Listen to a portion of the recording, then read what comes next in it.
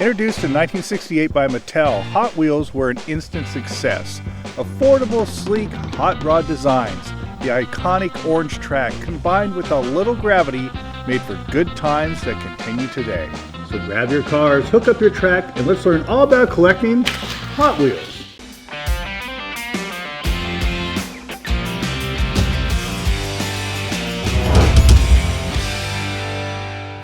It's a Saturday in Austin, Texas, and we're at Kenny's Collectibles quarterly Hot Wheels swap meet. What better place to learn about these die-cast cars and the people who collect them? You have a pretty big collection at home? I do. I have over 10,000 Hot Wheels that I've been collecting. I'm going on 26 years. Hector is a former tech employee who collects for fun, but also sees the potential profit. And my favorite casting is a 67 Camaro. This Camaro right here itself is worth $1,500. These came out in '95. The first year they came out, they're called treasure hunts, as you can see right there. And at this year, they only made 10,000. This one here, right now, is going for anywhere from $1,200 to $1,500. This particular event is put on by an unofficial Hot Wheels club. Collectors and dealers getting together and sharing their love for these cars. I've been collecting since '68, when I was like 8 years old and got my first set for Christmas. I love how intricate that some of the details can get in the cars, and that they still sell them for 99 cents. While I was chatting with John and Rondi, I wondered who in this club had the largest collection. The answer came quick. Is there somebody in the club that has like if you saw their collection? Gary Brown. Most visual collection. If you went to his house and went, oh my God, look at this stuff. Gary Brown. Gary Brown. Is Gary Brown here? Unfortunately, is not. He is at a Hot Wheels show up in Dallas called the Legends Tour. This is Gary Brown. Well, I've been collecting for about 25 years, and there's over 50,000 cars.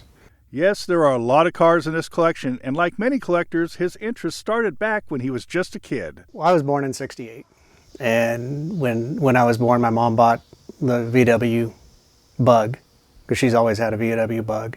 Never got rid of, never messed it up, never blew it up. My father-in-law is the one that actually got me hardcore collecting into it. So how did that one car back in '68 turn into this 50,000 car collection? It's almost addictive. You know, back then I would buy everything that had Hot Wheels on it. It didn't matter what it was. And then they started doing series cars, and then I'd have to buy every single car that comes out in that series, and it just kind of snowballed into this.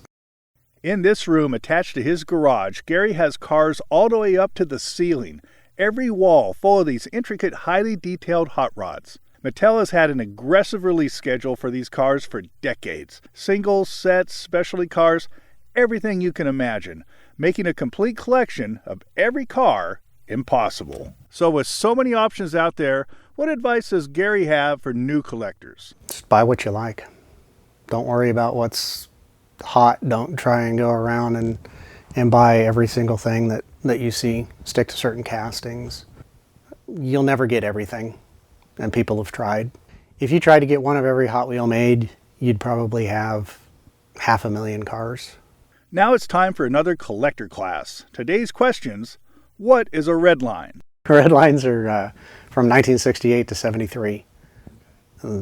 Every Hot Wheel produced had red lines on them. They're just red stripes around the wheels. And then in '74 they went to black walls. Same wheel design as a '73, but just took the red line off. And then from then on they were, I think from '74 on it was all black wall. There might have been some red lines thrown in here and there. And what about the button? First 16 that they produced had buttons, and all the way up until '71, I think it was, had buttons, maybe '72. '73 didn't. '73 is when they went to the smaller package. First ones were metal, and then they went to plastic. This room has tens of thousands of Hot Wheels in it. But if you had to run in here and only grab 5, what would those 5 be, and why? Well, the first one would be the VW Bug that my mom bought when I was born, just because that's sentimental value. Any of the 55 gassers. I'd probably grab this case with the convention Redline Club cars, just because it's easy to grab. It's not Hot Wheel, but the Dale Earnhardt car down there because I had Dale Earnhardt sign it Oh, nice. 3 weeks before he died. Oh, boy. And Richard Childress signed the trunk. So that one's kind of special. I don't know. That's a 5? probably all I mean, there's 30 there or 20 there. Okay, we'll count that as... Hot Wheels collecting continues to thrive, thanks not only to their affordability, but to the growing community of die-cast car collectors. But before we wrap, I have to share my own personal Hot Wheels story. In the late 1960s, I joined the Hot Wheels Collectors Club, and in the mail I got this really cool chrome Mustang, which I took to school the next day, showed it through show and tell, and somebody ripped it off from my desk. And this car right here, the Boss Hoss, that is that car, which 50 years later, I am still angry about somebody ripping this off from my desk at school. Now head on down to most any store and pick up 1 or 2 of these inflation-proof toys. The track is optional, the fun is guaranteed. Thanks for watching, Collector Guys. Hit subscribe to see more great videos, and always remember, surround yourself with what you love.